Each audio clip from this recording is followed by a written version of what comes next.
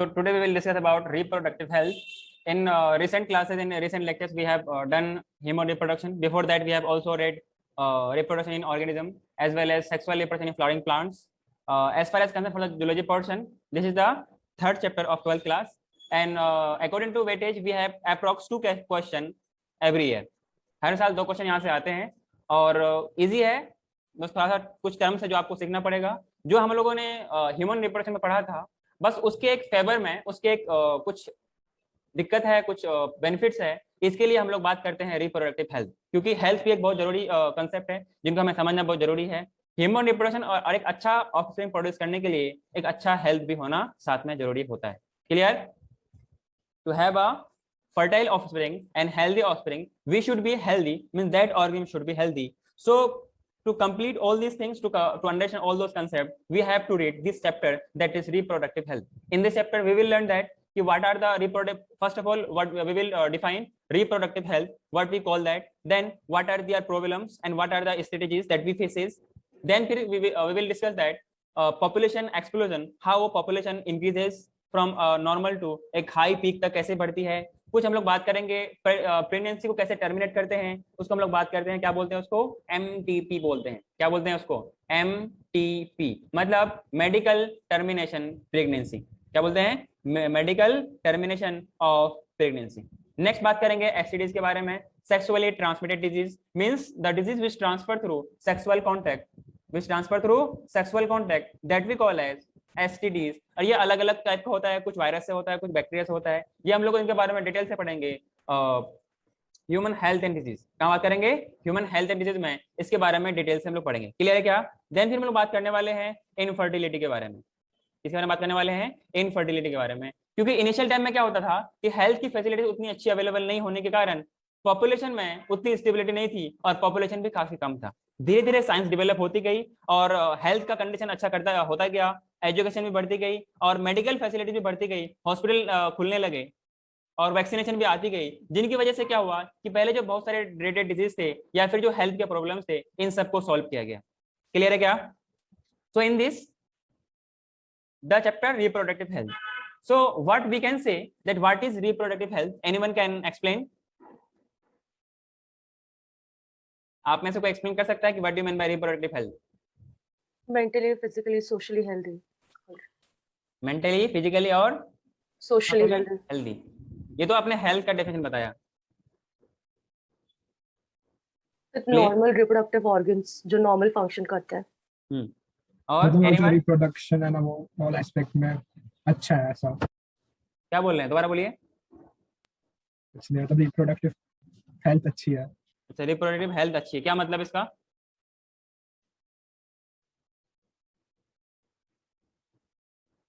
तो बेसिकली हम लोग बात करें ह्यूमन रिप्रोडक्टिव सिस्टम के बारे में और उसके कुछ फंक्शन के बारे में जो हम लोगों ने पीछे पढ़ा था. अब इनके बारे में हम लोग क्या produce a healthy offspring. Okay, और कोई किसी को बोलना है? जिसको तो बोलना जल्दी से बोल लो. अगर हम लोग सिंपली अगर टर्म को देखें कि ये रिप्रोडक्टिव हेल्थ, इसका मतलब हम लोग ये भी कह सकते हैं कि it means healthy person, means a healthy person having healthy reproductive organs with normal function. ये टर्म के हिसाब से तो ये अपना हो गया रिप्रोडक्टिव हेल्थ. लेकिन इनके साथ में इसको हम लोग जब किसी एक लार्ज पैमाने पे देखेंगे, एक ब्रॉडर एस्पेक्ट में हम लोग इसकी बात करेंगे, तो हम लोग क्या क्या बात कर सकते हैं कि ये कुछ इमोशनल भी होना चाहिए. Emotional as well as social aspects of reproduction के बारे में बात करेंगे. ऐसा ना हो कि आदमी को सामने से दिखता रहे कि हाँ आदमी ठीक ठाक लग रहा है और अंदर से वो मेंटली टॉर्चर हो रहा हो, क्योंकि ये सारी बातें शेयर तो की नहीं जाती है. That one of them can bear, बिना किसी को बताए वो सारी तकलीफों को सह लेती है या लोग सह लेते हैं, आगे ना. तो इन सब चीज का फ्री होकर के कहना क्या क्या बोलते हैं हम लोग? रिप्रोडक्टिव हेल्थ कहते हैं. क्लियर है क्या? अच्छा, अकॉर्डिंग टू WHO मतलब वर्ल्ड हेल्थ ऑर्गेनाइजेशन. WHO का फुल फॉर्म क्या होता है? World health organization. क्या मतलब सर? ये एक ऑर्गेनाइजेशन है, मतलब कि मैक्सिमम कंट्रीज का, कुछ कंट्रीज मिला करके एक ऑर्गेनाइजेशन बनाया है, जिनकी इस तहत ये पूरा का पूरा पूरे के पूरे वर्ल्ड में ये लागू होता है और इनके सारे के सारे नॉर्म्स को फॉलो किया जाता है. तो इसने क्या डेफिनेशन दिया आपको रिप्रोडक्टिव हेल्थ का कि a person should be fit in all respect of reproduction.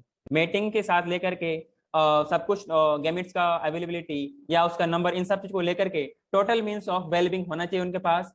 क्या होना चाहिए? फिजिकली होना चाहिए, बोलिए, इमोशनल होना चाहिए, फिट होना चाहिए, बिहेवियर सही होना चाहिए, बाद बाकी सब कुछ ठीक है, पर बिहेवियर से कुछ उटपटांग से कुछ उल्टा पुल्टा हरकतें करता रहता है, तो हम लोग ये नहीं बोलेंगे कि that person is reproductive health. मतलब एक हेल्दी के साथ साथ रिप्रोडक्टिव फंक्शन, तो उसको हम लोग क्या बोलते हैं? Reproductive health. मतलब ये उसके हेल्थ के बारे में बताएगा, जहां से जिनसे उसका ऑफस्प्रिंग जो प्रोड्यूस होने वाला है, that will be healthy, not included in the any kinds of defect या any kinds of problem that person or that individual are lacking।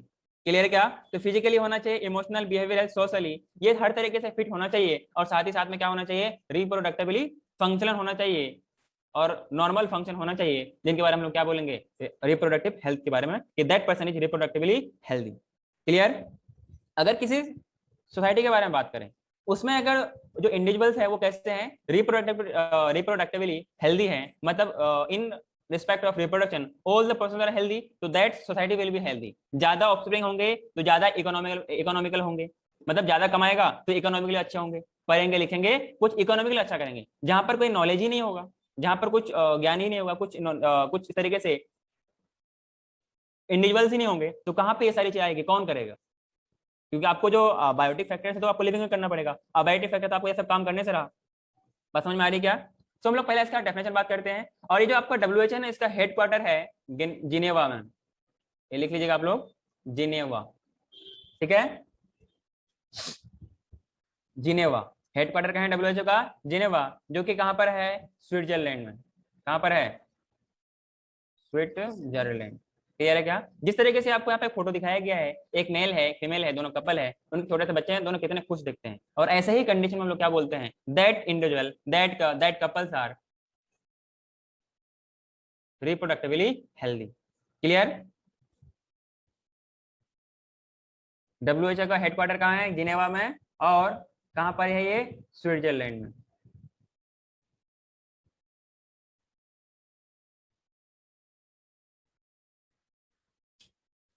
हाँ, तो according to WHO, it defines that reproductive health is a total well-being in all aspects of reproduction, that is physically fit, emotionally fit, behaviorally fit and socially fit, that individual is called as reproductively healthy। सही लिखना है पूरा? हाँ, reproductively healthy।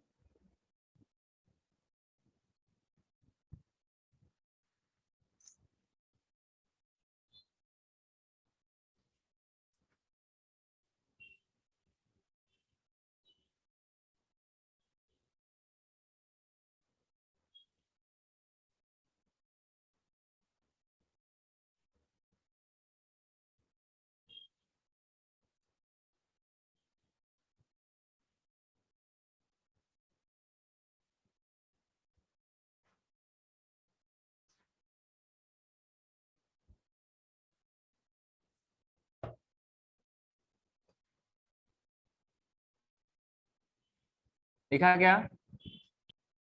Sorry.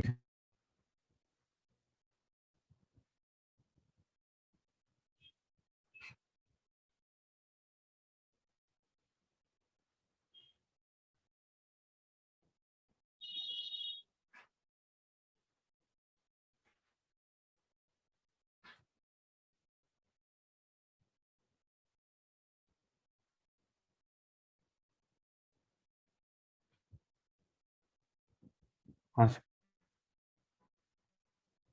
Next topic लिखिए, problems and strategies. Problems and strategies.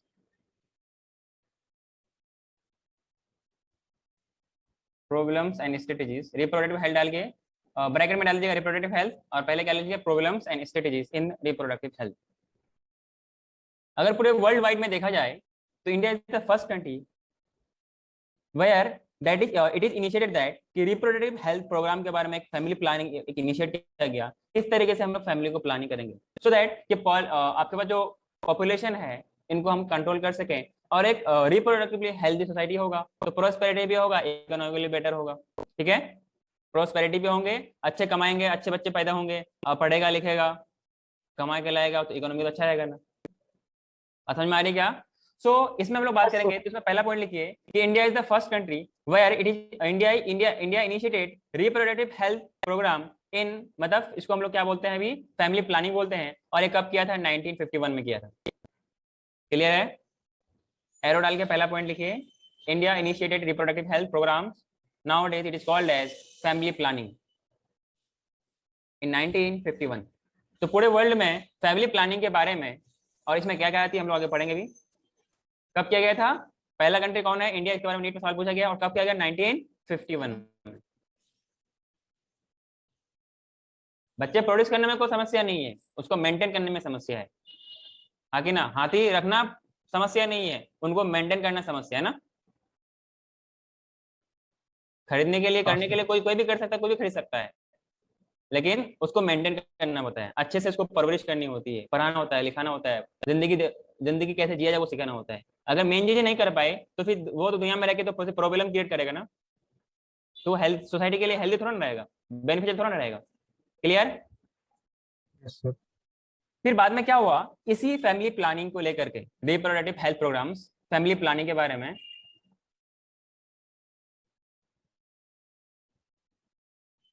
जिनको जैसा issue लग रहा है आप अपने हिसाब से एडजस्ट कर सकते हैं, ठीक है, उससे कोई इशू नहीं। तो एक हम लोग जब इसको वर्ल्ड वाइड पे देखा गया और इसको और वाइडर कंसेप्ट में देखा गया, तो इसमें ये भी कि एक हम लोगों ने इसमें जो इसका इंडिया का जो अपना प्रोग्राम इनिशिएट किया गया था, इसमें एक पॉइंट और ऐड किया गया कि जहां पर सिर्फ हम लोग उसके हेल्थ के, मतलब किसी के इंडिविजुअल के हेल्थ के बारे में बात नहीं करेंगे, इसमें हम लोग उसका पूरा का पूरा उस इंडिविजुअल का रिप्रोडक्टिव हेल्थ की भी बात करेंगे, और फिर जो इसका ऑफस्प्रिंग होगा, जो इन्फेंट्स होगा, उसके भी हम लोग प्रॉब्लम्स को शॉर्ट आउट करेंगे और उसको सॉल्व करने की कोशिश करेंगे। क्लियर? सो नेक्स्ट पॉइंट लिखिए, लेटर इसमें पॉइंट लिखिए, wider reproduction related areas are in operation under the reproductive and child health care. RCH का क्या फुल फॉर्म होता है? राइट, मतलब child health care program, reproductive and child health care program, that is RCH.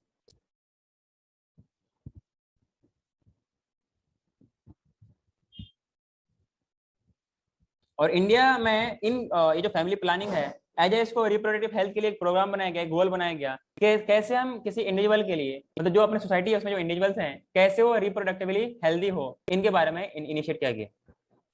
Clear है क्या? और ऐसे programme को हम लोग क्या बोलते हैं? फैमिली प्लानिंग बोलते हैं। That was initiated in 1951।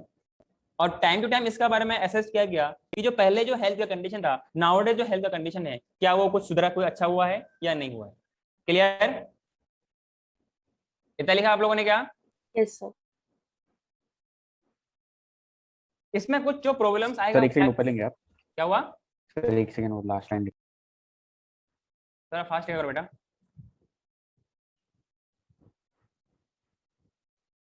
हाँ,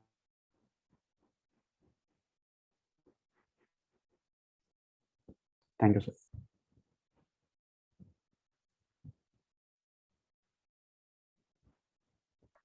thank you sir.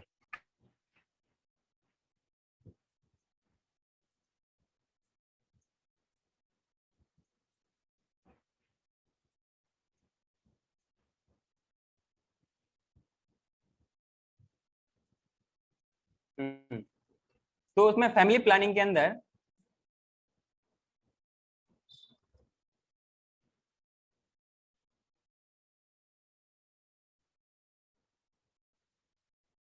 Family planning का गोल या इसका एम क्या हम बोल सकते हैं कि basically it is the practices that help and to help a individual to attain a certain objectives। और वो ऑब्जेक्टिव्स क्या क्या पे हो सकती है कि अनवांटेड बर्थ को हम लोग रोक सकें।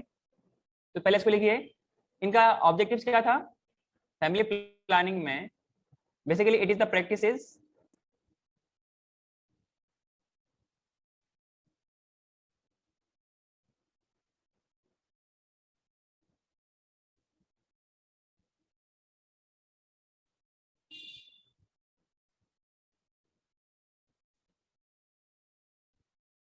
that help individuals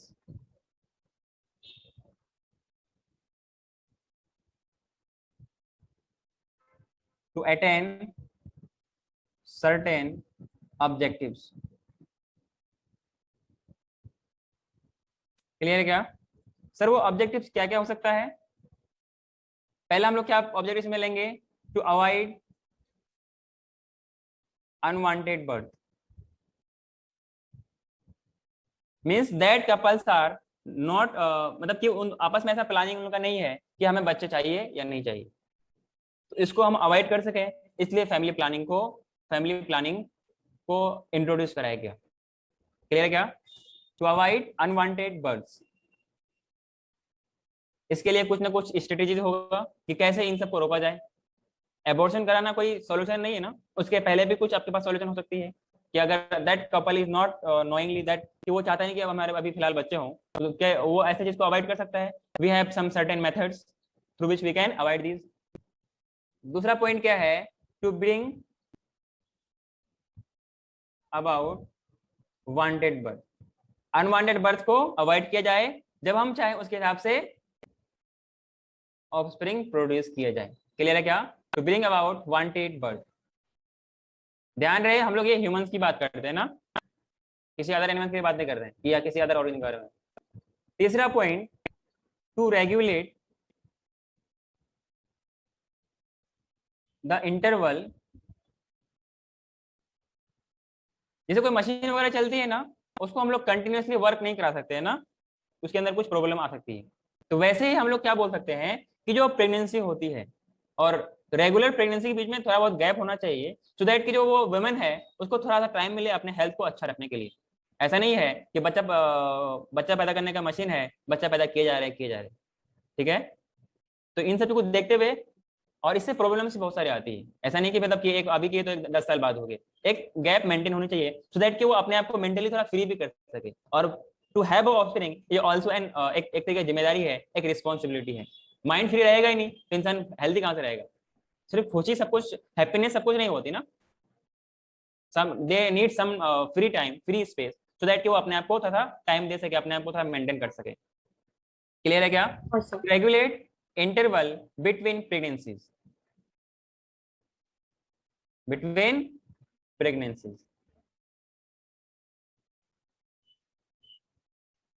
Clear? Fourth point, to determine the number of children in a family. The number of children in family. कोई दिक्कत? हेलो? No, sir. आगे बढ़ूं क्या? लेक्चर एंड होने से पहले कुछ एक्सपेक्टेड डेट ऑफ डिलीवरी वो पढ़ना है, तो याद दिला देना, वो कंप्लीट कर लेंगे, ठीक है ना? Yes. कौन इसके लिए कौन याद दिलाएगा कि how we calculate the expected date of delivery, और कुछ जो डाउट्स वगैरह था वो क्लियर कर लेंगे, ठीक है? तो लेक्चर के अप्रोक्स 15 मिनट खत्म होने से पहले बोल याद देना, ठीक है ना? सर। आगे बढ़ो क्या? ये कुछ थे आपके पास ऑब्जेक्टिव्स जो आप एक अच्छा हेल्दी होने के लिए इन चीजों को हम चूज कर सकते हैं, इनको हम एज ए गोल बना सकते हैं। क्लियर है क्या?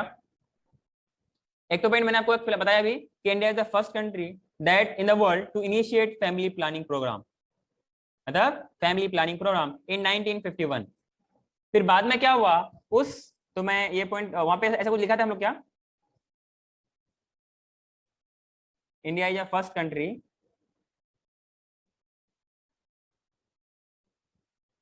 in the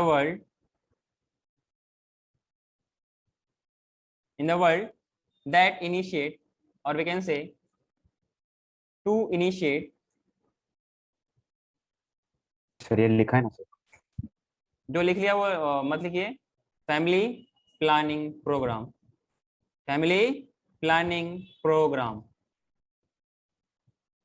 clear? इन 1951। कब किया गया था बताइए?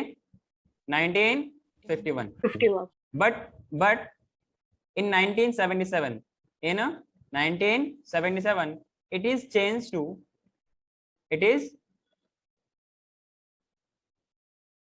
into family welfare program. Welfare means उसके भले के लिए, उसके बेहतरी के लिए। जो मैंने आपको पीडीएफ भेजा है वो आपका रिप्रोडक्टिव हेल्थ का मॉड्यूल का पेज है, वो आप उसको टाइम टाइम पढ़ते रहेगा। क्लियर है क्या? और इसका क्वेश्चन आपको जब रिप्रोडक्शन का पूरा कंप्लीट यूनिट मिलेगा, वो मिला है कि आप लोगों को रिप्रोडक्शन का कंप्लीट यूनिट नहीं मिला। जब वो मिलेगा उसके उसके साथ में क्वेश्चन कंबाइंड है, ठीक है ना। So in 1977 it is changed into family welfare program. Clear है क्या? हाँ सर। किसी को समझने में कोई दिक्कत है बताइए? क्लियर है सर।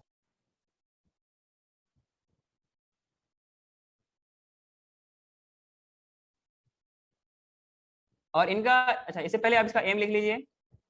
ये जो ऐसा फैमिली वेलफेयर प्रोग्राम ऐसा क्यों किया गया? To improve the quality of life of people. कैसा नहीं कि जंगली जानवर की तरह लाइफ रहते हैं, बस खाने से मतलब है। एक अच्छा हेल्दी प्लस फिट और एक क्लीन इन्वायरमेंट रह करके एक अच्छी लाइफ, एक पीपल की अच्छी लाइफ हो, इसका ये अपना एम है, ये अपना गोल है। क्लियर है क्या? To improve the life of, मतलब लाइफ में क्या क्वालिटी, जीते तो सब हैं लेकिन हमें क्वालिटी वाली लाइफ जीनी है। 60 साल जीना है पर अच्छे वाली जीनी है, ठोकर वाली जिंदगी नहीं जीना है, कंफ्यूज वाली और हॉपलेस वाली जिंदगी नहीं जीनी है। जीना है तो तगड़ा, जैसे मैं ऐसे भी खड़ा हूँ, मतलब बैठा हूँ, तो ऐसे मतलब एक भी बोल्ड होकर आपको लाइफ जीना है। ये अपना एक ऑब्जेक्टिव होनी चाहिए, वो इसमें है। क्लियर है क्या? तो मैंने क्या बोला? To improve the quality of life of people. हमें 100 साल नहीं जीने जिल्लत वाली जिंदगी, 60 साल जिएंगे, 50 साल जिएंगे, लेकिन इज्जत वाली। क्लियर है क्या? ताकि हमें दुनिया के लोग याद भी करते रहे कि हाँ कि फला इंसान क्या था, अच्छा था और समाज के भलाई के लिए काम करता था। ऐसा नहीं कि सिर्फ समाज के लिए, अरे जब समाज के लिए करेगा तो खुद के लिए भी अच्छा ही करेगा ना, क्योंकि उस समाज में खुद आता है। हाँ कि ना? क्या मेरी बात समझ में आई क्या आपको? फिर इसी में क्या हुआ, नेक्स्ट भी है, दैट इज RCH। तो RCH में क्या किया गया? रिप्रोडक्शन, रिप्रोडक्शन, आगे ना, क्या बोला मैंने? Sir reproductive and child health care.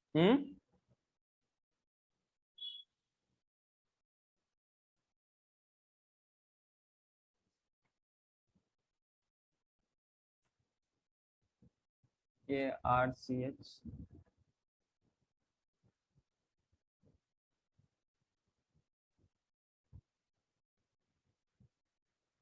Child health care programme,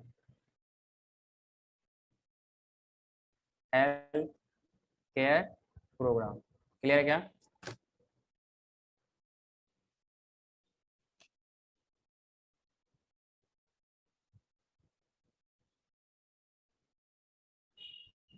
कोई दिक्कत है क्या बताइए? हेलो।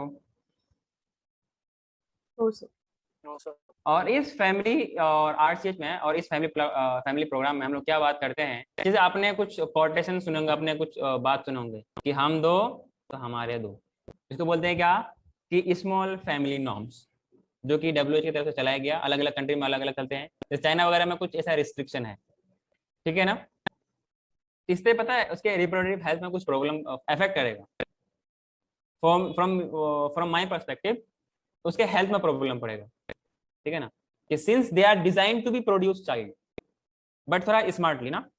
आप किसी नेचुरल फिनोमेना को आप रोकेंगे तो इनका आपको साइड इफेक्ट और एडवर्स इफेक्ट तो दिखेगा, जो कि आज समाज में दिखते हैं आपको।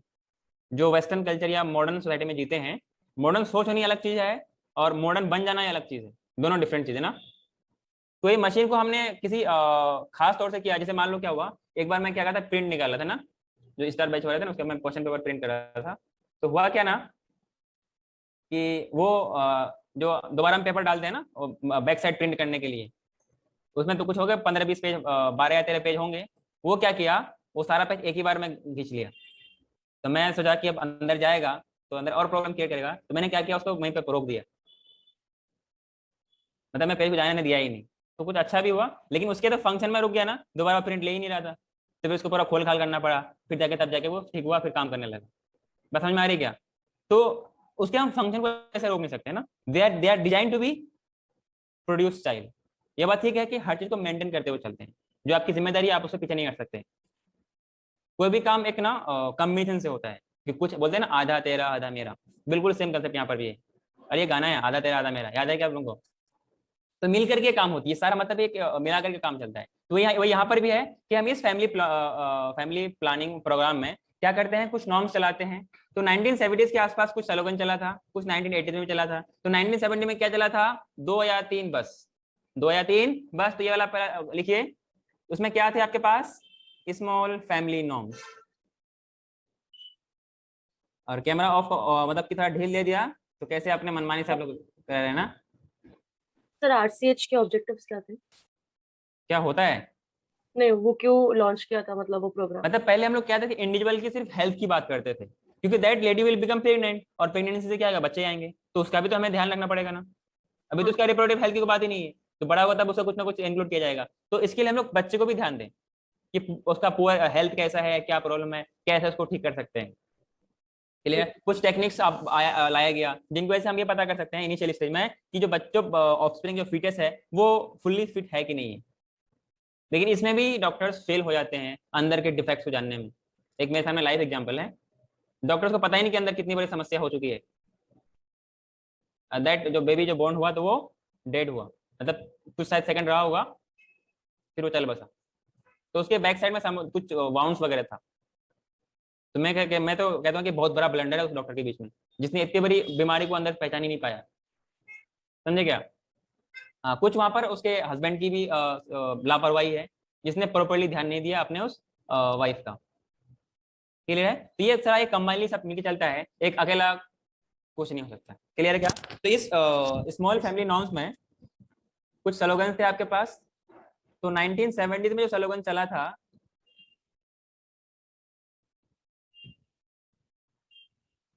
वो क्या थे, 2 या 3, 2 या 3 बस। अरे बोलते हैं ना बस बस, मतलब वो काफी, इट इज एनफ। सेम चीज यहाँ पर है।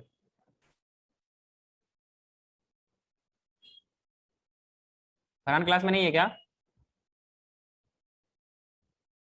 1980s में एक स्लोगन चला था, चाहे बेटा या बेटी, या बेटी या बेटा, मतलब मैंने क्या, हेलो, 1980 में क्या चला था, बेटी या बेटा, और दोनों ही करेंगे। तो इसका मतलब स्लोगन ऐसे चला था कि सन्स और डाउटर्स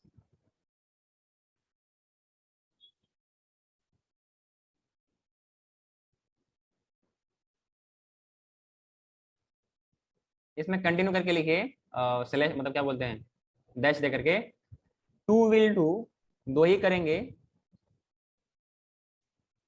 मतलब हम दो, अरे हम दो, हमारे दो। पर ऐसा हो कहाँ पाता है, हम दो हमारे दो। क्लियर है क्या। So sons और or daughter two will do मतलब क्या है? अरे दो ही करेंगे, दो ही बच्चे पैदा करेंगे। तो son और daughter कोई भी चलेगा ऐसा सन्स है? और डॉटर, चाहे दोनों, या कोई दो बेटा, या कोई मतलब ऐसा कुछ करके। अगर तीसरा बच्चा चाहते हैं तो सेकेंड आफ्टर 3 इयर्स। अच्छा, इसमें जो आपका दो बच्चे हैं ना, तो पहला बच्चा जब होगा उसके 3 साल बाद दूसरा वाला बच्चा होगा, ऐसा कुछ नॉर्म से। ठीक है ना। अरे 1.5 साल तो उसके हाँ सर। प्रेगनेंसी में चला जाएगा। 6 महीने की क्या होगी, लैक्टेशन होगी, लैक्टेशनल एमनोरिया, जो कि प्रेगनेंसी डेली पार्टिकुलेशन के अप टू 6 मंथ तक ओव्यूलेशन हो ही नहीं सकता। तो 6 महीने वो हो गए, 9 मंथ और हो गए, तो अप्रोक्स मिला करके 15 महीना गैप होता है एक बच्चे में। ये मिनिमम गैप है, ये आगे पीछे हो सकता है, लेकिन ऑन एन एवरेज ये मिनिमम गैप है 2 सक्सेसिव चाइल्ड में। बात समझ में आ रही क्या। तो इसको मतलब क्या बोल देंगे, इसमें जो इसी नॉर्म्स में क्या था, जो सेकंड जो बच्चा होगा, द सेकंड आफ्टर 3 इयर्स, मतलब उन ऐसे पर्सन को 18 महीना और इंतजार करने के लिए कहा जा रहा है। क्लियर। सर वो तो 15 months आपने कैसे बताया? इतना पहले इतना लिखा आप लोगों ने क्या, हाँ सर देखो। पार्टिकुलेशन होगा क्या। और मैंने एक बात आप लोगों को बताया था कि जब लैक्टेशनल पीरियड रहता है तब ओव्यूलेशन नहीं होती, हाँ सर। नहीं होती ना पक्का। क्योंकि अगर ऐसा हो जाए, अगर ऐसा हो जाए तो उस फीमेल को प्रिपेयर होने का टाइम ही नहीं मिलेगा। मतलब एक लुकमा कभी अंदर निकले भी नहीं, दूसरा लुकमा और मुंह में डाल दिए तो दिक्कत हो जाएगा ना। अरे जो कुछ लोग हाँ खाते सर। हैं, खाने में बहुत जल्दी करते हैं ना, अब मुंह में ठूसे जा रहे ठूसे जा रहे ठूसे जा रहे, फिर सारा बाहर निकालता है वो। तो वो वाली चीज नहीं है, सेम चीज यहाँ पर है ना, कि उनको गैप भी मिलना चाहिए। मतलब कि ऐसा होगा ना कि जो बच्चे पहला जो बच्चा प्रोड्यूस किया है, जो भी या जो करंट बच्चा जो ऑफस्प्रिंग है, उनको भी तो केयर चाहिए ना, उनको भी तो मिल्क फीडिंग चाहिए ना। अगर ये मिल्क फीडिंग को छोड़ करके अगले सेट ऑफ, आप लोगों को पता है कि प्रेगनेंसी कितना कॉम्प्लेक्स फिनोमेना है, ये मालूम चल जाएगा आप लोगों को। तो उनको इस बच्चे का केयर को छोड़ करके अगर उस प्रेगनेंसी में लगेगा तो इनको इनका ये प्रॉपर हेल्थ कौन मेंटेन करेगा। Yes, sir. इसीलिए ये 6 महीने का गैप होती है, मतलब अप्रोक्स 6 मंथ तक कि जो जिसको बोलते हैं, इसलिए बोलते हैं ना कि कम से कम 6 महीने तक बच्चों को दूध पिलाना चाहिए, क्योंकि उस टाइम में ब्रेस्ट फीडिंग कराना चाहिए, क्योंकि उस टाइम का जो मिल्क होता है वो बच्चे के लिए काफी बेनिफिशियल होता है। अरे हाँ कि ना, बाहर की दूध 6 महीने की या कोई भी बाहर की चीज उसको 6 महीने के बाद खिलाना चाहिए, ठीक है। लेकिन आजकल में क्या होता है, बहुत रिसेंटली खिला देते हैं, उसको मिल्क फीडिंग में ज्यादा डिपेंड रहना चाहिए। क्लियर है क्या।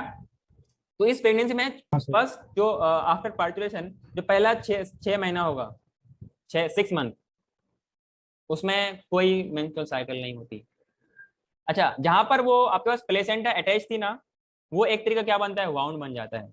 तो उस वाउंड को खत्म होने में, उस इंजरी को खत्म होने में, उस पोस्टमार्टम को खत्म होने में अप्रोक्स 40 डेज लगता है। कितना, अप्रोक्स 40 डेज लगता है।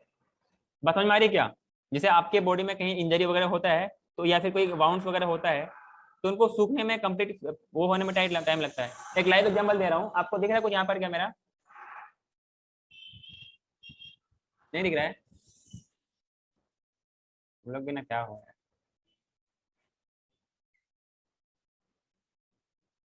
देखो अच्छा अच्छा देखो, दिख रहा है।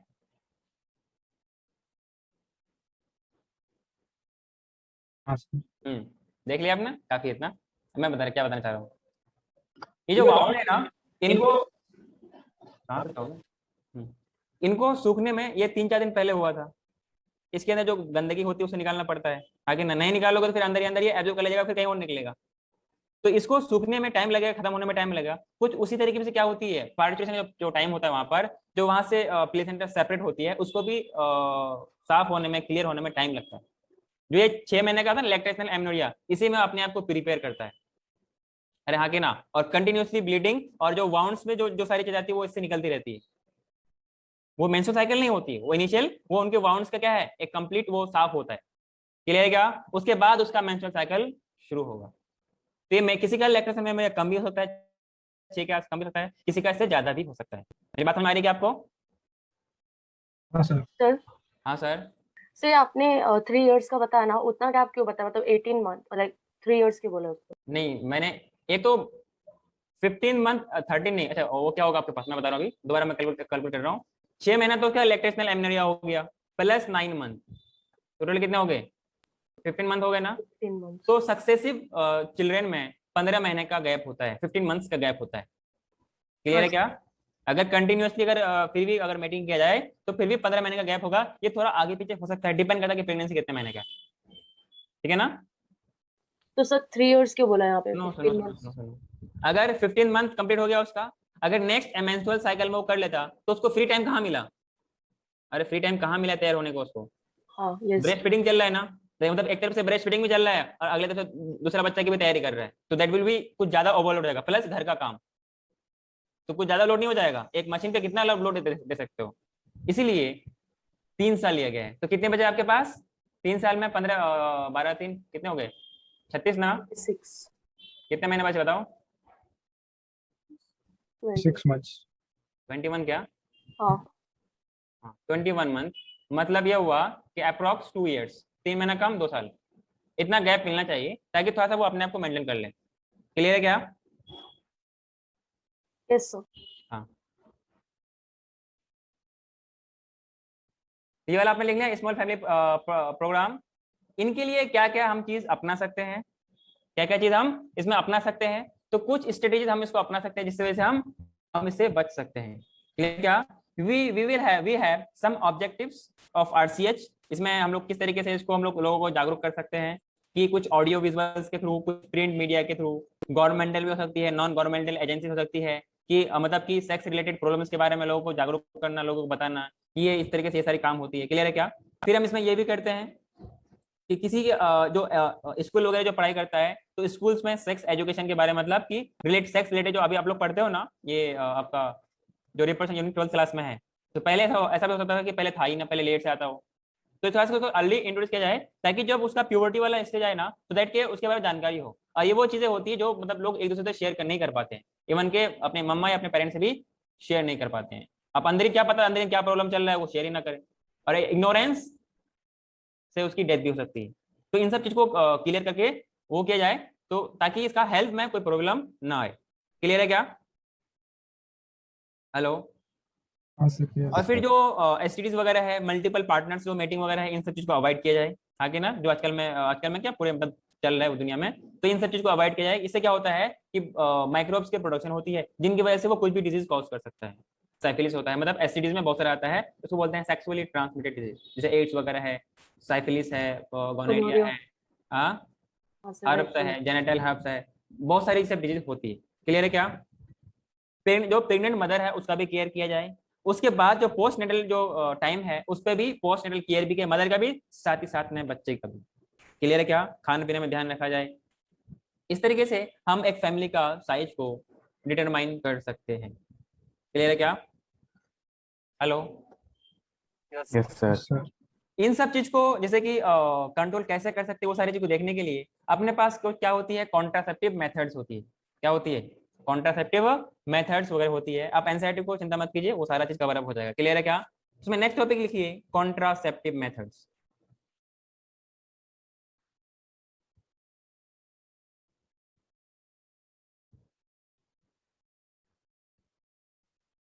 कॉन्ट्रासेप्टिव का मतलब क्या होता है कि these are the kind of barriers, मतलब methods which prevent unwanted birth और pregnancies are known as contraceptive methods. मेरी बात समझ में आई क्या? हाँ सर। क्या बोला मैंने?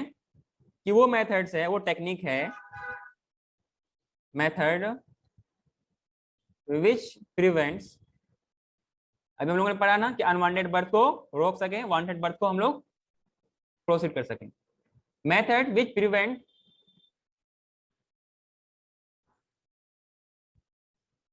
अनवांटेड बर्थ और प्रेगनेंसीज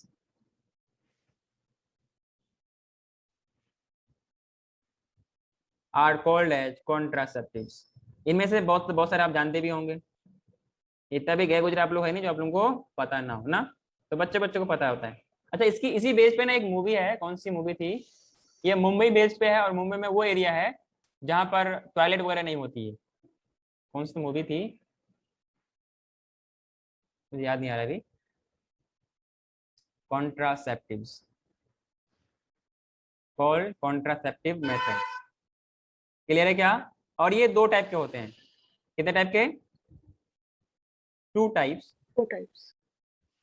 क्लियर है क्या? एक होता है टेम्पोररी, मतलब बाद में हम इसको रिवर्स कर सकते हैं, तो हम लोग उसको क्या बोल सकते हैं, रिवर्सल भी बोल सकते हैं, टेम्पोररी मेथड। और we can say spacing method, मतलब बच्चे के बीच में क्या हो, स्पेसिंग आ जाए, और जिसको प्रोड्यूस ही नहीं करना हो तो परमानेंट इफेक्ट करवा लेगा, हाँ कि ना? Spacing method. कोई दिक्कत? एक दो साल लगेगा।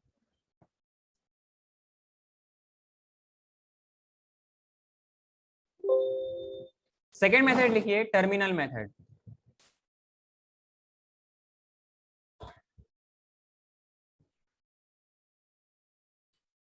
आपके पास कितने टाइप ऑफ कॉन्ट्रासेप्टिव मेथड्स होंगे? How many? 2। 2 टाइप्स। कौन कौन से? टेम्पररी और Temporary and परमानेंट। terminal. हाँ, जो टेम्पररी है मतलब कुछ ही टाइम के लिए ना, हाँ सर.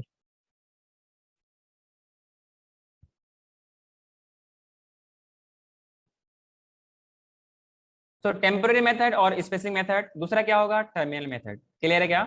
आगे बात करूं? हाँ। इसको जानने से पहले कुछ इसमें इसके बारे में पॉइंट्स लिख लीजिए, किससे हम लोग आइडियल कॉन्ट्रासेप्टिव या कॉन्ट्रासेप्टिव किसको बोलेंगे। इसका एक डेफिनेशन होती है कि that contraceptive should be available easily. ऐसा नहीं है कि इसको यूज करने के लिए हमें लंदन जाना पड़ रहा हो। बस समझ में आ रही क्या? इजीली अवेलेबल मार्केट में, यूजर फ्रेंडली हो, मतलब कि यूज करने में कोई हिचकिचाहट ना हो। क्या क्या वो चीजें देखते हैं, तो इसके लिए लिखिए एन आइडियल कॉन्ट्रासेप्टिव। आइडियल का मतलब वो ना जो हर तरीके से आपके लिए यूजफुल हो। जैसे आपने आइडियल गैस के बारे में पढ़ा होगा, पढ़ा है क्या? Yes sir. आइडियल कॉन्ट्रासेप्टिव्स, मतलब ये समझ में आ गया ना, कॉन्ट्रासेप्टिव क्या है, एक तरीके का बैरियर है, किसके किसके बीच में, प्रेगनेंसी और नॉन प्रेगनेंसी के बीच में एक बैरियर है जो कि प्रेग्नेंट होने से रोकेगा। क्लियर है क्या, अनवांटेड बर्थ मतलब कि बेबी होने देगा ही नहीं, ये एक मेथड है जिससे हम ऐसा कर सकते हैं। क्लियर है, तो आइडियल कॉन्ट्रासेप्टिव किसे बोलेंगे, should be user friendly.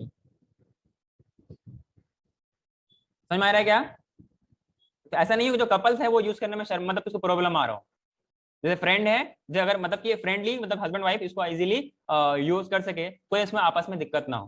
Clear है क्या, कॉन्ट्रासेप्टिव मतलब अनवांटेड बर्थ क्या? कॉन्ट्रासेप्टिव का मतलब एक बैरियर बर्थ और मतलब कि बच्चा होना नहीं होने के बीच में जो गैप है, जो बैरियर है जिससे बच्चा ना हो, उसको बोलते हैं, उस मेथड को बोलते हैं कॉन्ट्रासेप्टिव, मतलब एक तरीके का बैरियर है बच्चा ना होने के लिए। क्लियर है, अभी आगे और भी आएगा तो आपको और अच्छा समझ में आएगा। कोई दिक्कत है क्या, बोलो आर्यन। नहीं sir, clear. Ideal contraceptive should be user friendly. ध्यान रहे जो हम पढ़ेंगे बहुत कुछ पढ़ेंगे, बहुत कुछ मैं बताऊंगा, बहुत कुछ सिखाऊंगा, लेकिन इसका मिसयूज कुछ भी नहीं होना चाहिए। ठीक है, there should not be any kind of misuse, कि मैं आपको नॉलेज बता रहा हूँ, कुछ सिखा रहा हूँ, कुछ चीज बता रहा हूँ जिसका कोई मिसयूज नहीं होना चाहिए। ठीक है ना, एज ए टीचर और बड़े होने के नाते मैं आपसे कह रहा हूँ, इसका मिसयूज आज भी नहीं, कभी भी नहीं, आपकी टिल डेथ तक। ठीक है, it should not B. Ideal contraceptives should be user friendly. Clear है क्या, दूसरा क्या बोला मैंने, इजीली अवेलेबल, सही बोला क्या, उस कपल्स के लिए क्या इजीली अवेलेबल होना चाहिए, यस और नो। साथ ही साथ में क्या होना चाहिए, इफेक्टिव भी होना चाहिए। क्या होना चाहिए, इफेक्टिव, साथ ही साथ में कैसा होना चाहिए, रिवर्सिबल भी होना चाहिए, इरिवर्सिबल नहीं।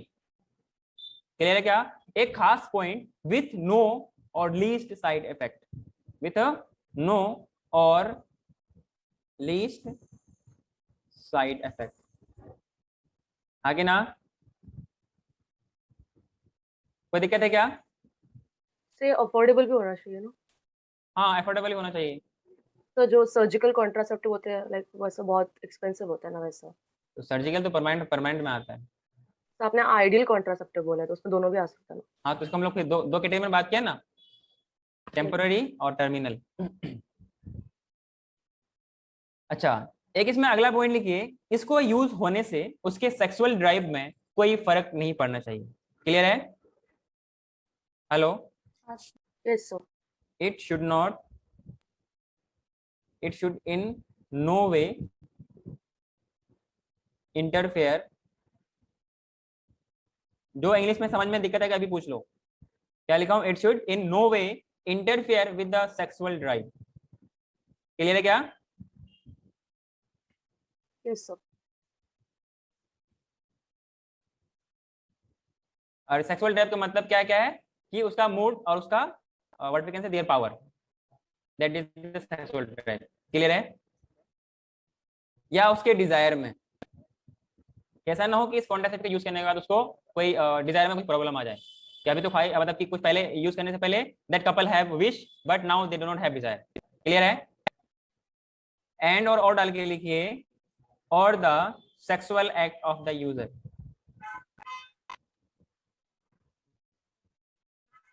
Act of the user. Clear, yes sir. Hello, आगे बढ़ो क्या, हाँ सर।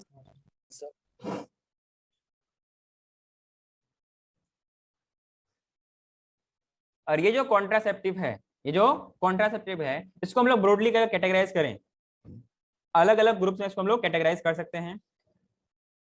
ब्रॉडली कैटेगराइज्ड,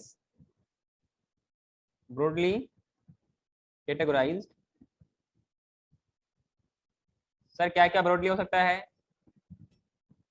आप लोगों को कुछ मालूम है क्या, नेचुरल भी हो सकता है।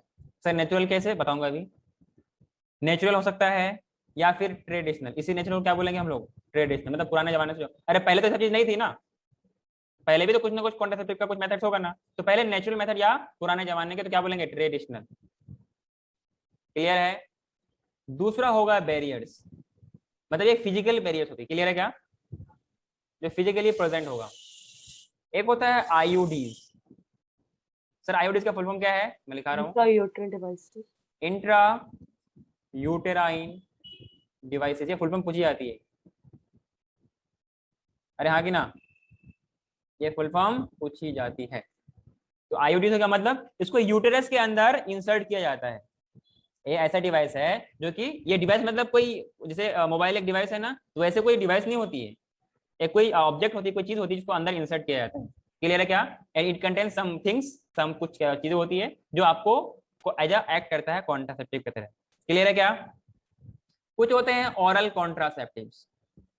सर क्या बात कर रहे हो? Oral contraceptives medicine. अरे हाँ कि ना, ये मैं कई बार नाम ले चुका हूँ, ऑरल कॉन्ट्रासेप्टिव्स। कुछ होते हैं इंजेक्टेबल्स, जो कि इंजेक्ट किए जाते हैं। क्लियर है क्या? कुछ इम्प्लांट्स किया जाता है यूटेरस के वाल में, those are known as implant. और जो रितिका ने बताया that is surgical. Last one क्या है? सर्जिकल है। इन सीवियर केसेस सर्जिकल में जाते हैं। क्लियर है क्या? हाँ सर। Surgical methods. तो इसमें पहला पॉइंट लिखिए, पहला टाइप में लिखिए, टेम्पोरेरी था या क्या था? स्पेसिंग था ना? हेलो, हाँ सर। टेम्पोरेरी में इसको क्या बोलते हैं? स्पेसिंग मेथड बोलते हैं। ये आपको दो टाइप का मिलेगा। कितने टाइप का? अरे बोलो तो, कितने टाइप का मिलेगा? 2 टाइप का। हाँ, दो टाइप का। सर क्या बोल रहे हो? पहला होगा केमिकल मेथड, तो जहां पर केमिकल्स काम करेगा। हेलो, आगे बढ़ो। Yes sir. हाँ सर। ये जो केमिकल मेथड्स है, कि in this method chemicals are use which are spermicidal agents. आपने इंसेक्टिसाइडल पढ़ा है क्या? इंसेक्टिसाइड्स। वैसे वैसे क्या होता है? स्पर्मिसाइड्स होते हैं जो कि स्पर्म को डिस्ट्रॉय करते हैं। आगे ना, कुछ क्रीम होती है जो फीमेल जेनिटल ट्रैक्ट में यूज किया जाता है एज ए क्रीम के तौर पर, और उसको सारे के सारे स्पर्म को क्या करता है? वो मार देता है। क्लियर है क्या? But it may also cause irritation और allergy to the female as well as male partner. Clear है क्या? तो इस केमिकल मेथड्स में कोई दिक्कत किसी को है क्या? In which yes sir.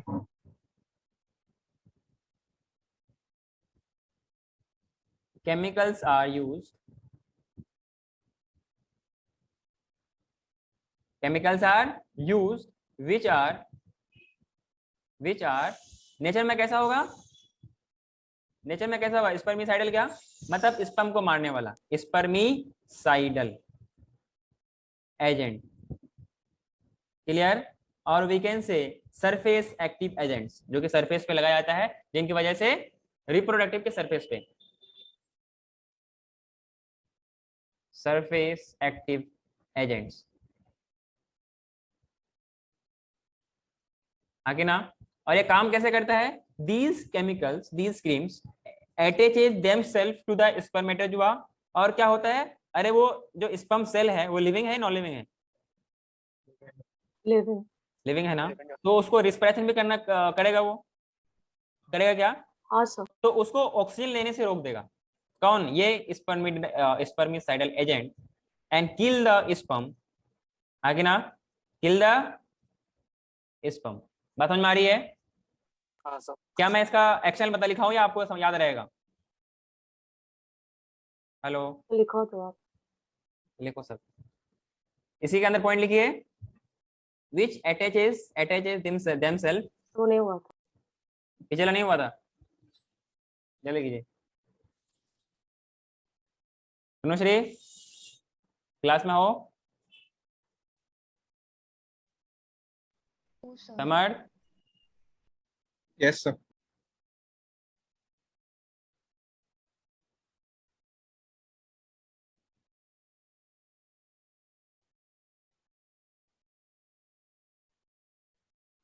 हाँ सर, ओके। क्या बोला? मैं बोला था which attaches themselves to spermatozoa, to spermatozoa। clear? and inhibit oxygen uptake and kill sperm. इसमें स्टडल के पॉइंट लिख लेना, इसका फेल्योर रेट पूछी जाती है। तो ऑन एन एवरेज इसका फेल्योर रेट कितना होता है? 30%। Failure rate approximately 30%। ठीक है। और चांसेस कैसे है? फॉर एग्जांपल जब वो स्पर्मेटिसाइडल एजेंट यूज किया, क्योंकि जो स्पर्म होता है वो एक जगह इकट्ठा होता है ना, क्या पता उसी इकट्ठे के दौरान कुछ स्पर्म आगे ट्रेवल कर जाए, है कि ना? और क्या आपको लगता है इस मेथड से एसटीडीज का कम, मतलब what we can say, spread रुक जाएगा? नहीं नो सर। नहीं, क्योंकि कांटेक्ट तो हो ही रहा है। कितना तो जहां effective- पर फ्लूइड की कांटेक्ट होगी, ब्लड की कांटेक्ट होगी, तो वहां पर एड्स या फिर एसटीडीज वगैरह ट्रांसफर कर जाएगा। क्लियर है क्या? Yes sir. बात समझ में आई कि आप लोग बताइए? हाँ सर। एग्जाम्पल्स के तौर पर, एग्जाम्पल्स के तौर पर आपके पास क्या है? वेजाइनल फॉर्म, मतलब जो कि अंदर डालने से क्या होता है? झाग बन के खड़ा होता है। और जो कि मतलब जैसे सॉप या सर्फ से झाग बनता है, वैसे इस क्रीम से भी झाग बनने लगते हैं, जो कि क्या करता है? सारा आफ्टर मतलब कि आफ्टर इंटरकोर्स, आफ्टर इंसेमिनेशन, ये सारे के सारे स्पर्म को ट्रैप कर लेता है और मार देता है। तो चांसेस है कि बच भी जाए, तो इसलिए इसका फेल्योर रेट कितना है? 30%। क्लियर है क्या? वेजाइनल फॉर्म, या हम लोग टैबलेट भी बोल सकते हैं। जो मार्केट में अवेलेबल है ये टुडे के नाम से है। किस नाम से है? टुडे। क्लियर? अगला एग्जांपल है क्रीम और जेली। क्रीम और जेली, ये नीम 76 के नाम पे जाना जाता है। नीम 76 के नाम से जाना जाता है। और इसको बनाने वाला जो इंस्टीट्यूट है वो कौन बनाता है इसको? ये था जो आपके पास है क्रीम जेली, इसको बोलते हैं defence institute of physiology. Defence institute of physiology, allied science.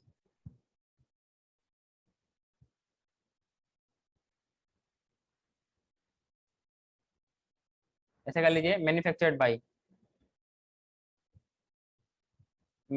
या फिर आप लोग अगर इतना लिख ले, ऐसा भी कर सकते हो कि defence institute of physiology allied science manufactured it. मैं इसको ऐसा लिख रहा हूँ, manufactured by.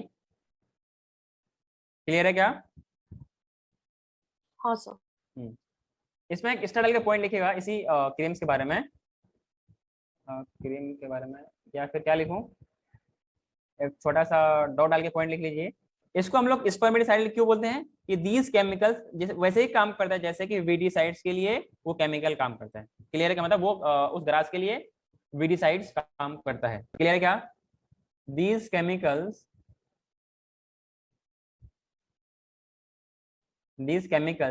completely destroy sperm, completely destroy sperms, so called, क्या बोलते हैं इसको? so called spermicides। Homicide. Sir Last page. sir. Last एक मिनट जल्दी करो।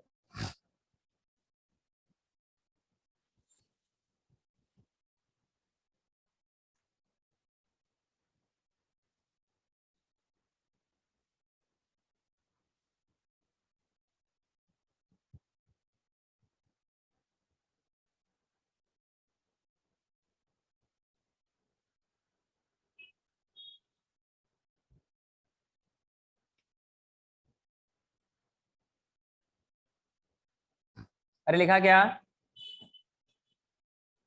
सर एक सेकंड। आप लोग क्लास में हो या बाहर गप्पे सप्पे लगा रहे हो? Yes. Try to be in class. हाँ यू, तुम्हें कह रहा हूँ, तुम्हें ये है ही नहीं मेरे घर पे। तो भूतनी से बात कर रहा है। ऐसे साइड में देखा हुआ। मेरे को भूतनी है। भूतनी जानता है ना क्या होता है? Yes sir. क्या होता है भूतनी? भूत का स्त्रीलिंग। अरे सुना हो, कभी देखा नहीं यार। मैंने भी नहीं देखा। तुम देखे हो? नहीं। चलो ठीक है, हम लोग साथ में देख लेंगे, ठीक है। Yes sir. पहले पढ़ाई कर ले। देखने का तेरे को बहुत शौक है ना, तो मैं तेरे को दिखाता हूँ। आगे बढ़ो। Sure. दूसरा लिखिए बैरियर मेथड। Barrier method. अच्छा, बैरियर से आपको क्या लगता है कि क्या होना चाहिए इसमें, बताइए थोड़ा। Prevent hello. करेंगे फॉर्म को, दोनों के गैमेट्स को मिलने से रोकेगा। दोनों गेमेट्स। Ovum and sperms. अच्छा, मैं स्पर्म्स क्यों बोल रहा हूँ और ओवम क्यों बोल रहा हूँ? वो में केस फॉर्म बहुत। प्रिवेंटेड फ्रॉम, फिजिकली मिलने से रोक देगा। और जहां पर फिजिकल मीटिंग नहीं, वहां पर फर्टिलाइजेशन कैसे? अरे कोई जादू थोड़ा ना है कि दूर से ही अंदर चला जाएगा।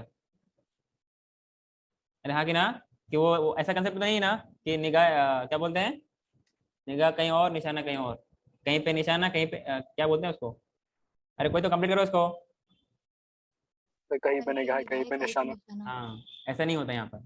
जहाँ पे निगाह होती है वहीं पे निशाना होना चाहिए, तभी जाके फर्टिलाइजेशन हो पाएगा, अदरवाइज नहीं हो पाएगा। क्लियर है क्या? तो प्रिवेंटेड फ्रॉम फिजिकली मीटिंग, जैसे हम लोग आजकल में जूम मीटिंग कर रहे हैं ना, तो ऐसा नहीं चलेगा, ठीक है। Physically meeting with the help of barriers.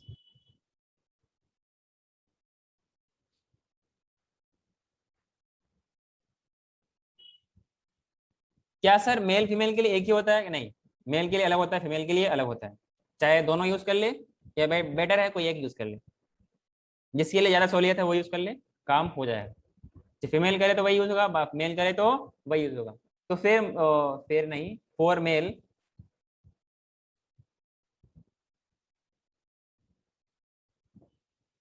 For mails, आपने नाम सुना होगा कॉन्डम।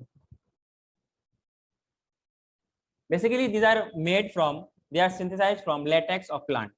इसके लिए फैक्ट्री होती है, इसके लिए फैक्ट्री होती है यहाँ पर एक बहुत बड़ा प्रोसेसिंग प्लांट होती है।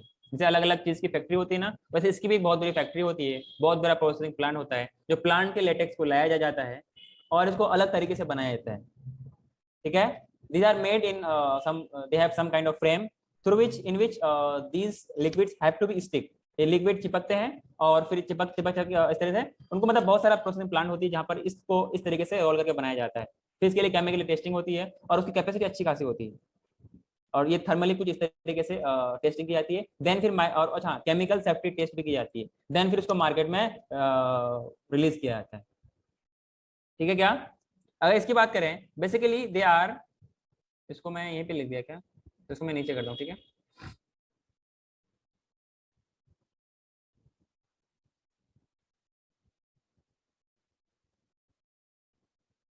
These barriers are, सिर्फ ब्रांड मार्केट में अलग अलग होती है, बात बाकी चीज वही है। These barriers are made of thin rubber और latex sheet, ठीक है, that are used to cover penis in the male। तो मतलब ये हुआ कि कॉन्डम ये दो मिलेगा, फीमेल कॉन्डम अलग होती है और मेल कॉन्डम अलग होती है। क्लियर है क्या? तो कवर पेनिस इन मेल और we can say vagina, it is inserted in the vagina and it is tube type, what we can say rubber type structure which is fitted inside the vagina so that के ये दोनों के gametes को मिलने से रोक दे, and after use it should be thrown away and it is only single time use। Clear है? ऐसा नहीं कि गरीब है तो धो के दोबारा यूज कर ले, this should not be happen। Clear है क्या? ये सिंगल टाइम यूज, इससे मल्टीपल टाइम यूज से इन्फेक्शन की चांसेस बढ़ती है और प्रॉब्लम हो सकती है। अच्छा, क्या इसके यूज करने से जो एसटीडीज वगैरह है इनको क्या फैल सकता है? नहीं।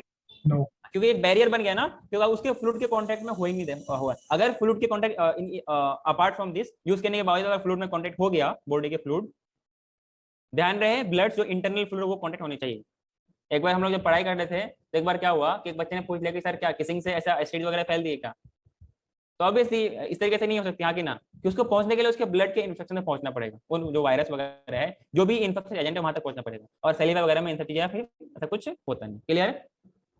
To cover sir body contact से भी तो फैलता है ना? फ्लूइड कांटेक्ट, अरे किसी को टच करने से एड्स नहीं हो जाएगा ना? क्या पता कितने कितने आदमी से आप हैंड चेक किया हो, क्या पता किसी को एड्स हो, ऐसा नहीं होता है ना। अरे अपने पास जब हम लोग पढ़ेंगे ह्यूमन हेल्थ एंड डिजीज में ना, तो वहां पे डिजीज को ट्रांसफर होने के लिए उसको बहुत सारे बैरियर से गुजरना होता है, स्किन है, केमिकल्स है, म्यूकस है, बहुत कुछ है। तो ये फ्लूइड के कांटेक्ट में आएगा तो जाके हो पाएगी, हाँ कि ना। और इसको एक्सपोज, इस बीमारी को एक्सपोज होने के लिए भी बहुत टाइम लगता है, इनका एक इंक्यूबेशन पीरियड बहुत ज्यादा होता है, अप्रोक्स 10 साल लग जाता है इनको एक्सपोज होने में, हाँ इसको एड्स है। बात समझ में आ रही क्या? So these are barriers made of skin or rubber or latex sheath that are used to cover the penis or we can say vagina in, अच्छा, till cervix तक ही जाएगा दिस कॉन्डम, क्योंकि उसके बाद तो पैक्ड होती है and there is minute pore through which उसके फर्दर कुछ जा ही नहीं सकता है आगे ना, सिर्फ लिक्विड की मूवमेंट आफ्टर कॉन्ट्रैक्शन रिलेशन इस तरीके से हो सकता है, अदरवाइज नहीं होगा। क्लियर है क्या? Vagina and cervix,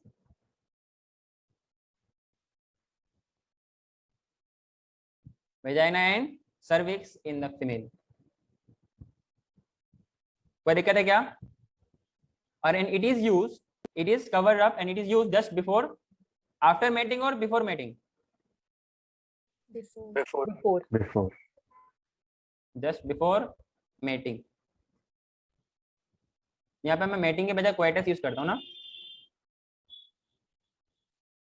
so that जो इजैकुलेटेड स्पर्म है, चाहे तो वो फीमेल कॉन्डम में रह जाए या मेल कॉन्डम में रह जाए, क्लियर है, अंदर जाना पाए। क्लियर है क्या? Just before coitus, so that ejaculated liquid or we can say ejaculated sperm, इसमें अच्छा है क्या, सीमेन बोला जाए, क्योंकि सीमेन रिलीज होती है ना, उन सब के अंदर वो सारा कंटेंट होती है, Yes. would not enter into female reproductive tract. In severe case it may also rupture, ये टूट मतलब फट सकते हैं, जिनकी वजह से ये फेलियर भी, तो इनकी भी कुछ फेलियर रेट है, सारे कॉन्ट्रासेप्टिव की कुछ ना कुछ फेलियर रेट होगी, तो आपको फेलियर रेट को याद रखना है, सवाल पूछी जाती है। क्लियर है? फीमेल रिप्रोडक्टिव ट्रैक्ट,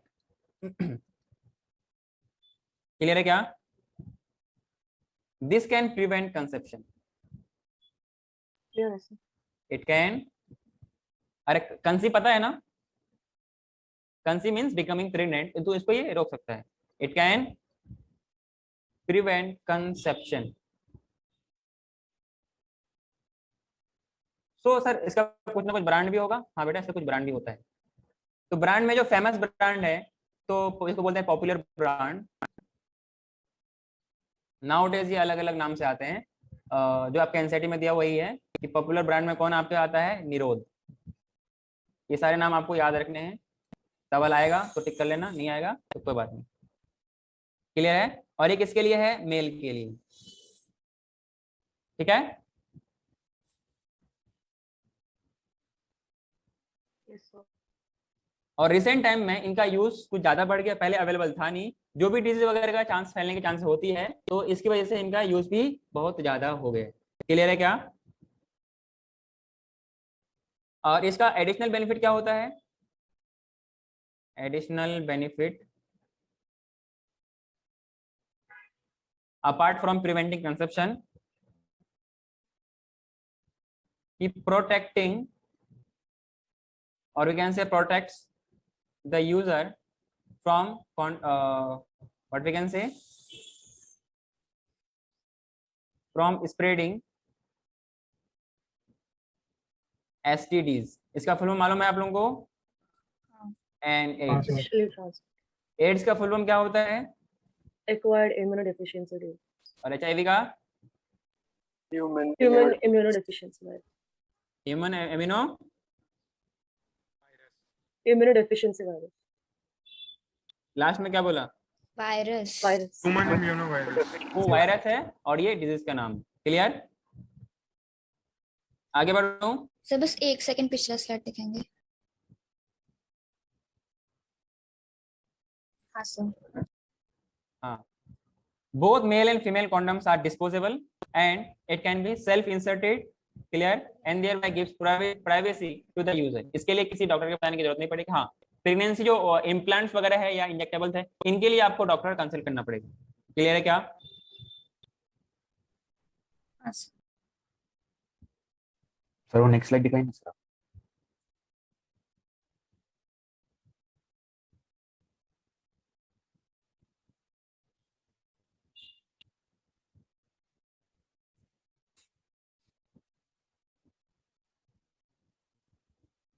लिखा क्या?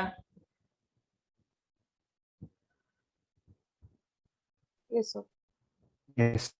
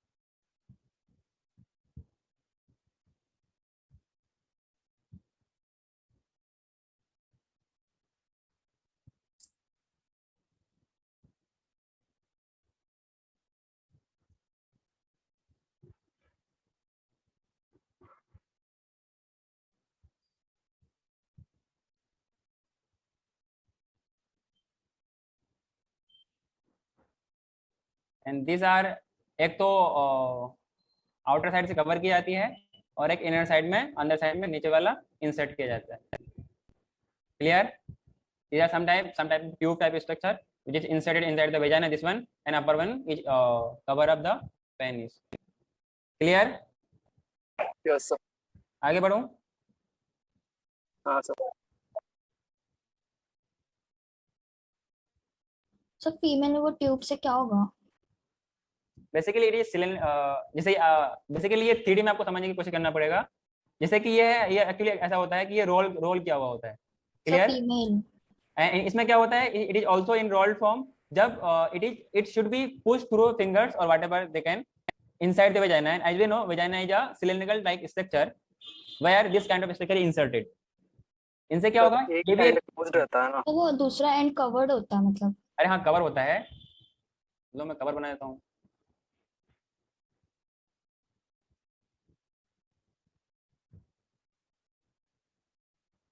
अब ठीक है. हाँ सर.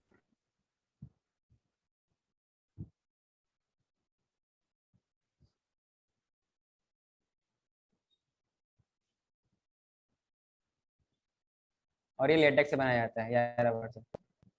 नाउअडेज इसका बहुत सारा ब्रांड वगैरह आता है आपके पास, जैसे कि एयर ड्यूरेक्स वगैरह हो गया या फिर और भी कुछ वगैरह हो गया. आगे बढ़ूं? आगे बढ़ूं क्या? हाँ सर. इसका लिखिए failure rate male and female condoms का. ये पूछी जाती है एग्जाम में.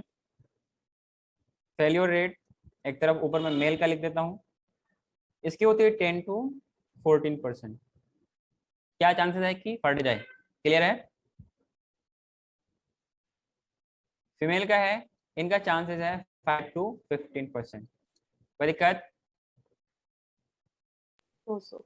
बाद में ये नहीं पूछेंगे फेलियर रेट किसका. ठीक है ना? Yes sir. एग्जाम्पल में लिया जाए, कुछ ब्रांड आपके पास अवेलेबल है, दैट इज शेयर नाम से है, ध्यान रहे शेयर इट नहीं, ये शेयर नाम है।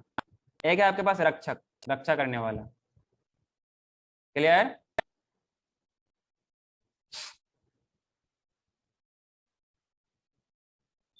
we have some different barriers for female.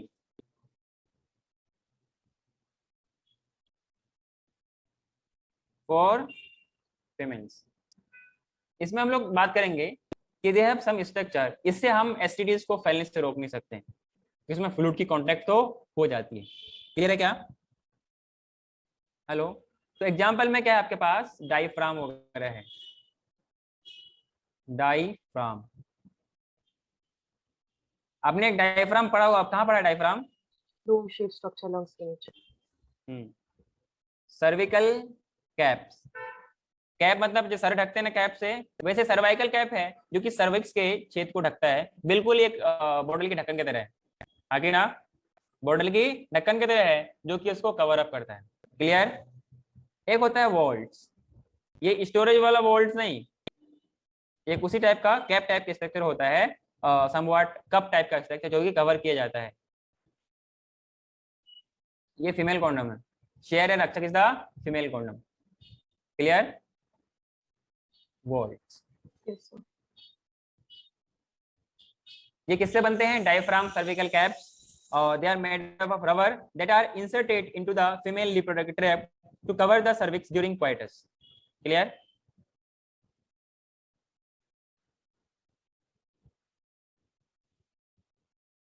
These are barriers made of rubber.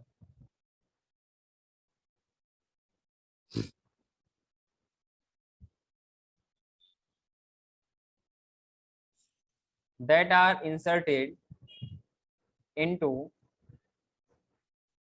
female reproductive tract. Female reproductive tract to cover the cervix during coitus. कुछ इस टाइप का स्ट्रक्चर होता है क्या सर्विक्स, ऐसा करके, तो इसको कवर किया जाता है, ठीक है क्या। मैंने आपको डायग्राम दिखाया था समवॉट 3D में कि stretched cervix from out to outside the vagina, ये बाहर निकला, मैंने डायग्राम दिखाया था जहां से ये वाला क्या है सर्विक्स है, और यहाँ पे इसको एक्चुअली क्या है, इसी पोर्ट के तो अंदर थोड़ा सारा अंदर जाता है ना, इसको अगर कवर कर देंगे तो अंदर जा नहीं पाएगा, लेकिन चांसेस है कि चला जाए, क्लियर है। इसका फेलियर रेट पूछ तो कुछ होगा, आगे बढ़ूं क्या? Yes, sir. हाँ सर। सर तो कुछ पूछ रहा है क्या? चलो इनका सर। काम, हाँ हाँ सर, क्या हुआ? हाँ लिखना सर है। हो गया। हाँ, तो मैंने क्या बोला, इसका फंक्शन कैसे करेगा, they prevent conception by blocking the entry of sperm through the cervix, obviously cover कर देंगे आराम से हाथ ही हो जाएगा through cervix, and this are reusable, जो पहले वाले हम लोगों ने पढ़ा कॉन्डोम के बारे में, they are one time use और डिस्पोजेबल होते हैं, हाँ कि ना। तो ये वाले क्या होते हैं, they are reusable, spermicidal creams can be used here at the vaults, आगे ना, जेलीज भी इस्तेमाल कर सकते हैं, फॉर्म वगैरह, these are usually used along with this barrier to increase the chances of contraceptive efficiency, मतलब प्रिवेंशन करने की एफिशिएंसी बढ़ जाए, इसके लिए हम लोग ये फॉर्म्स वगैरह या स्पर्मिसाइडल क्रीम या जेलीज वगैरह यूज करते हैं, क्लियर। तो दे आर रीयूजेबल, री ये डायफ्राम से सब ना, अभी डायग्राम बना के दिखा रहा हूँ ना, नहीं वो रियूजेबल में डायफ्राम से सब है ना क्या हुआ, सर, रियूजेबल कौन से है? ये जो अभी मैं लिख रहा हूँ, अभी जो यहाँ से बना रहा हूँ, ये वाला ठीक है। डायफ्राम, सर्विकल कैप, सर्वोल्ट्स, यस ठीक है, दे आर रीयूजेबल, ठीक है ना।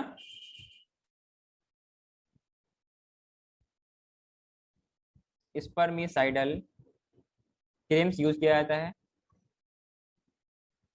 क्लियर है क्या, जेलीज यूज करते हैं, and foams are usually used,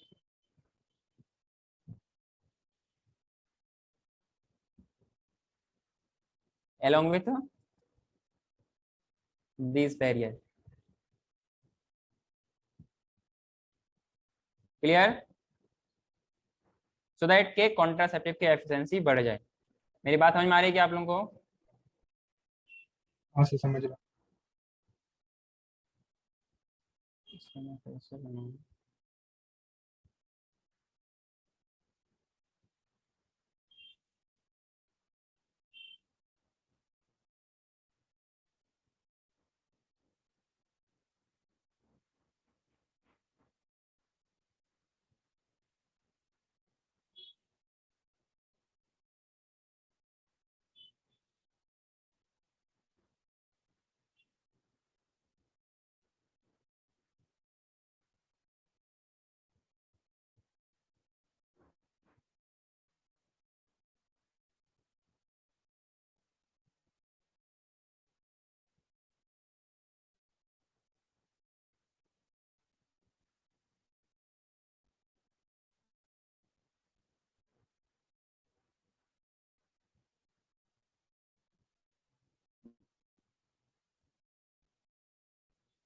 समझ में आएगा क्या आप लोगों को? ये वाला है डायफ्राम, ये क्या है? डायफ्राम। क्लियर है क्या? ये वाला है सर्वाइकल कैप, हाँ सर। ये है वॉल्ट कैप। तो साइज में ही फर्क है बस। हाँ, मतलब बेसिकली काम होगा कवर करना। ठीक है, काम क्या होगा? कवर अप करना। ध्यान रहे, इससे स्टडी बोल रहा हूँ, एसटीडीज वगैरह एड्स वगैरह फैलने में कोई भी हिचकिचाएगा नहीं। मतलब ये फैल क्योंकि फ्लूइड का कांटेक्ट तो होएगा। क्लियर है क्या? तो फिर इसका यूज क्या है? कॉन्ट्रासेप्शन को बढ़ाएगा, सिर्फ प्रिवेंट करेगा, फर्टिलाइजेशन करने में अंदर जाने नहीं देगा। बट अगर आपने हाँ। बोला कि लिक्विड कांटेक्ट हो रहा है तो एसटीडीज हो जाएगा। हाँ सर, इसमें तो फ्लूइड कांटेक्ट नहीं होना चाहिए ना। क्यों नहीं होगा? वेजाइना में फ्लूइड नहीं होते हैं क्या? अरे वेजाइना में कुछ ना कुछ तो लिक्विड होगा ना, कुछ ना हाँ कुछ सर। म्यूकस तो होगा। वो ड्राई थोड़ा ना होता है, म्यूकस ही लेयर होती है। कुछ कुछ लुब्रिकेशन के लिए कुछ सब्सटेंस रिलीज होती है। ठीक है, ये काम क्या करेगा? फर्टिलाइजेशन होने से, मतलब कि स्पर्म को अंदर, देखो एक तो अपने आप आने वाला है नहीं, ठीक है ना, वो एक तरह का नवाब है, वो अपनी जगह बैठी रहती है, वो इंतजार करती है कि तू इधर आ, मैं नहीं जा रहा। लेकिन आप लोग इसे बुलाते हैं कि तू इधर आ, कि तू इधर आ, मैं नहीं जाने वाली।